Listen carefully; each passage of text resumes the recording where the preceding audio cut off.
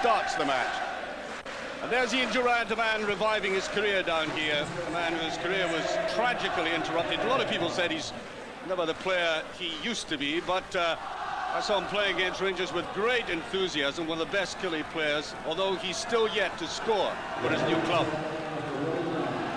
Hearts are now beginning to look very stable indeed, and perhaps even more than that, because I'm quite sure the introduction of Stephen Presley and especially of Rob McKinnon will strengthen their squad. McKinnon, I think, might be the bargain buy of the season, but here's a man who's really making them tick. Steve Fulton, top goal scorer. He really is in international form in the squad now, and with one of the best left feet in the business. Referee Willie Young, who's just returned from the club where Stephen Adams started his career. Stephen Adams with Metz, and Willie saw Metz playing Helsinki, who surprisingly, as amateurs, knocked out Metz. They're in the Champions League, which must be a painful thought to a very professional club in the East End of Glasgow. Hooked away there. Dylan Kerr getting right behind it.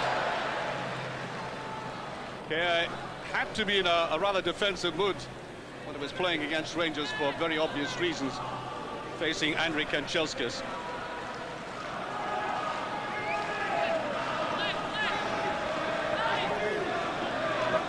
Last time we saw Hearts, of course, was against Dundee United. Nice little break at the outside there, and there's Gordon Marshall, who was on the top of his form against Rangers. Barre inside. McCoist.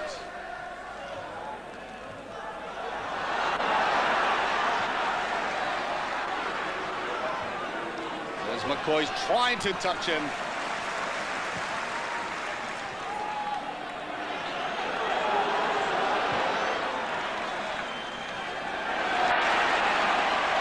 Right, picking it up. Just a little bit late, though, for Ian Durant to pass on to that. Off defense, surprisingly. A little bit unsteady there, and there's a great save. Well, Alan McCoy's excellent position there for him.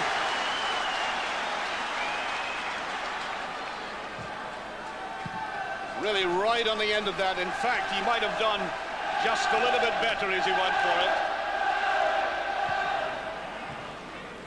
By Locke. Low goal, plenty of time there to Presley. Well off that, though. Nowhere near it. Killie. McPherson. Right.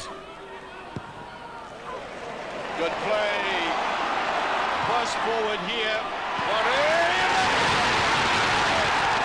Oh, he did it so typically, Ali McCoy. Well, he warned them a couple of minutes ago. They didn't take the warning, and they've been punished. Typical Ali, and how delighted this crowd is. You'll see here one of the great phenomena of Scottish football. Blasted it in, and whatever age this man gets to, he will never ever lose his instinct for what goes between the posts. No chance for the Frenchman. Right. We'll run forward through the middle by Alan McCoist. I think there has to be an economy of effort by Ali, who's... Oh, look at this, he's picked that up. And he goes again. It's a 1-against-1 in this time. The goalkeeper brilliantly narrowed the angle there, and I think Ali might have been just a little bit surprised he got that gift.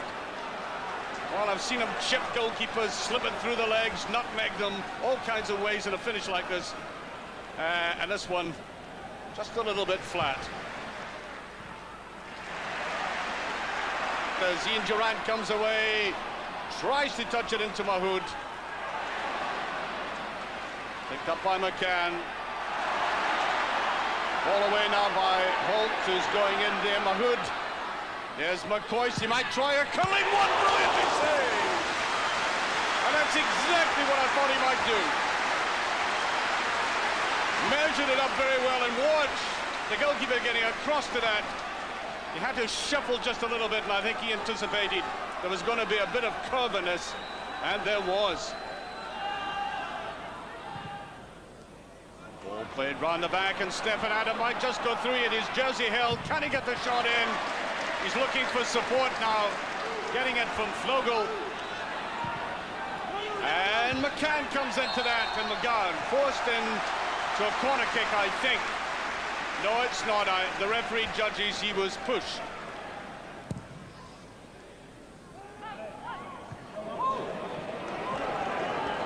Murray did well to drag the ball with him, and Coyce is at the back again. Well, he's never been noted as Superman in the air, Ali. It's always been the feet that have been the dazzling part of his weaponry, but that's now twice he's come across there like that. Bolton. Hamilton. Here's Presley. There's a break forward by Stefan Adam. Kilmarnock tried to play them offside though. Weir. Presley making the run. When he cuts inside beautifully, can he touch it back? Stefan Adam couldn't get it in again, and I think Presley eventually caught offside, and that was, I think, about the best combined move Hearts have had in the game. All down to that more adventurous role by Presley, but eventually touched away from him, and he was offside in any case. And there goes the half-time whistle, and the Killie supporters underneath us languish in the sun, and perhaps even more in that score at the moment. Killie leading at half-time by 1-0. Bolton, here's Mako.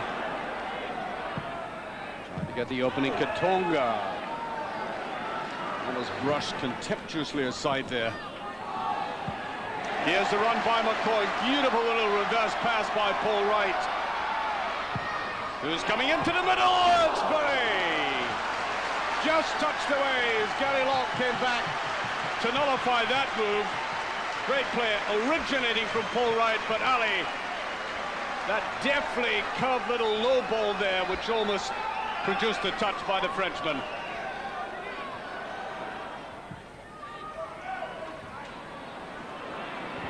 Well, this is the kind of football that Bobby Williamson has been encouraging, putting the emphasis on patience and possession. Ali McCoy's going in there, and he's done it again! Would you believe he crept in behind what I thought was an extremely negligent defense? Ali may have put this game out with Hearts' reach. Now watch this. Really, this should have been picked up. All credit to Ali for getting in there. But look at the way he crept in beside. A very experienced defender in David Weir, his second goal in the league, third altogether with that League Cup goal.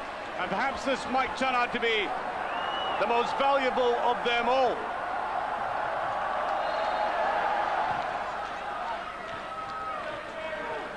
That's Holmes, the substitute, Derek Holmes. Now Kitonga, that's a better run by Kitonga. This could be dangerous. Side net. Well, I don't blame the wee fella for going at it himself. I know that McCann was disappointed. He went for it here and shot rather than cross.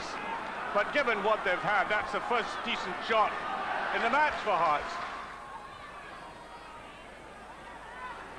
Holt.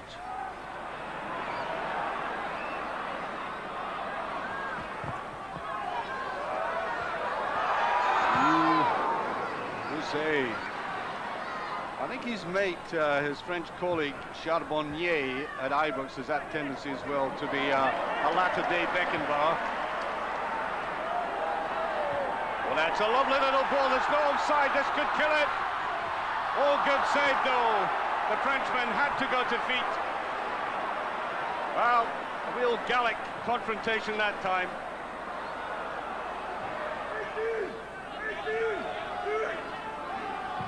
That's Mako.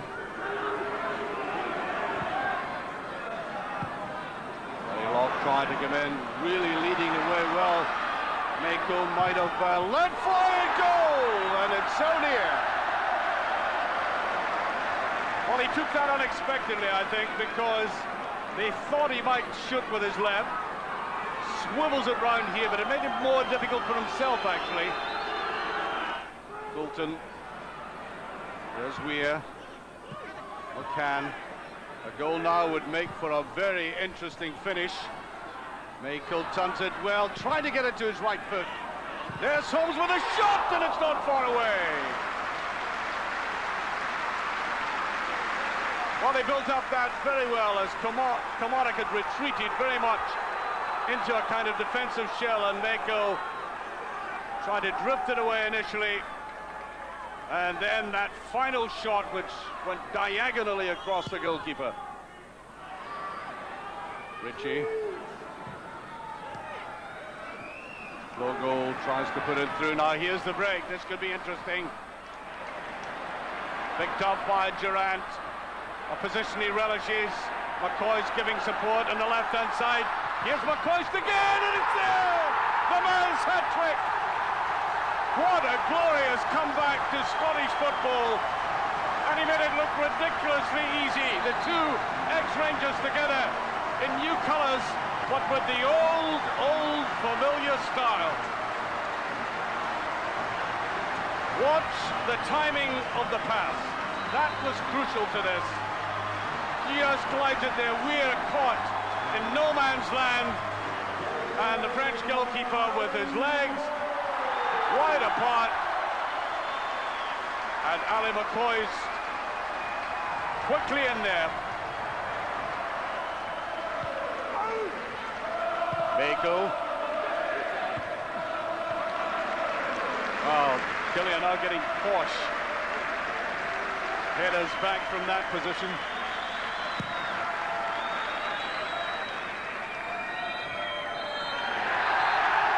Full-time whistle has gone, and the day and the game belongs to one man.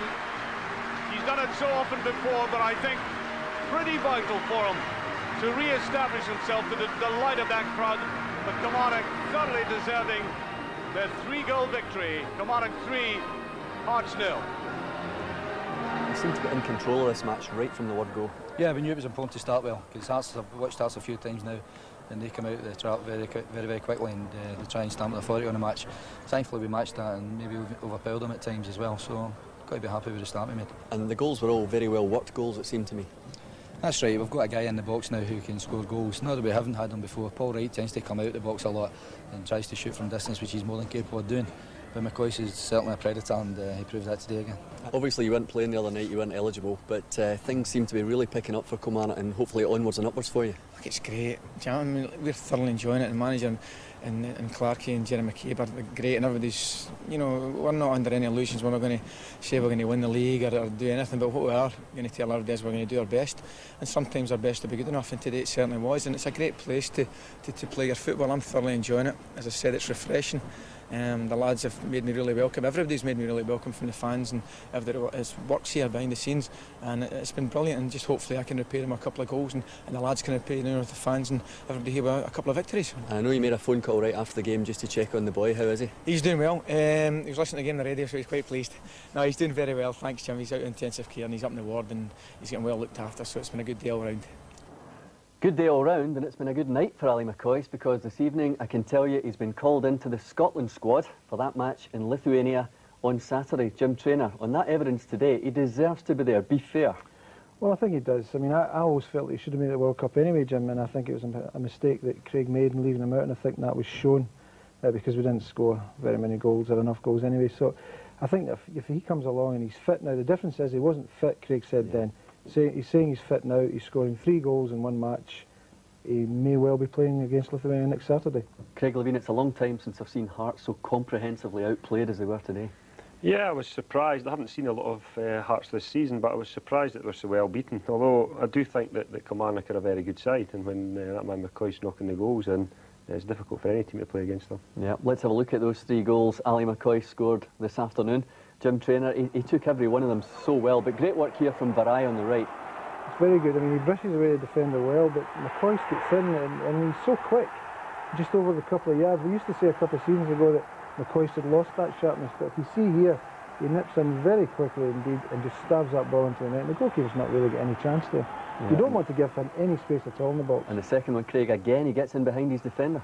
Yeah, I think Davy Weir will probably blame himself there to let Ali get in the box with a free shot at goal, which is exactly what it was. But I don't think there was enough pressure on the player playing the pass there. He got too much time to pick the pass. And Davies let McCoy stand behind him. Just can't do that, can you? And Jim, when we see this third goal, it's all Durant, isn't it? Well, it's McCoy and Durant. I mean, they did that Ibrox often enough, and McCoy was a bit fortunate because it was through the goalkeeper's legs, but you can't grudge him his hat-trick. And the way he celebrates, it's worth going along just to see that smile. That's what football's all about, especially for him. And Craig, I know that Jim Jeffries kept the players locked in for a few minutes after full time. He wasn't a happy man tonight, and he won't be happy with that defence, will he? Yeah, you sure it was just a few minutes? No, Jim, it'll be longer. It was a bit longer, yeah. No, I don't think it will be, and Jim won't be happy with him, and knowing the lads themselves, they'll be disappointed themselves to let 3 goals in. They're good players, they're good defenders, and they'll know that they haven't performed up to their abilities today. The time that it did pick up for Hearts, Jim, was when Jose Kitongo came on, and he had a great running shot as soon as he was on the park, virtually.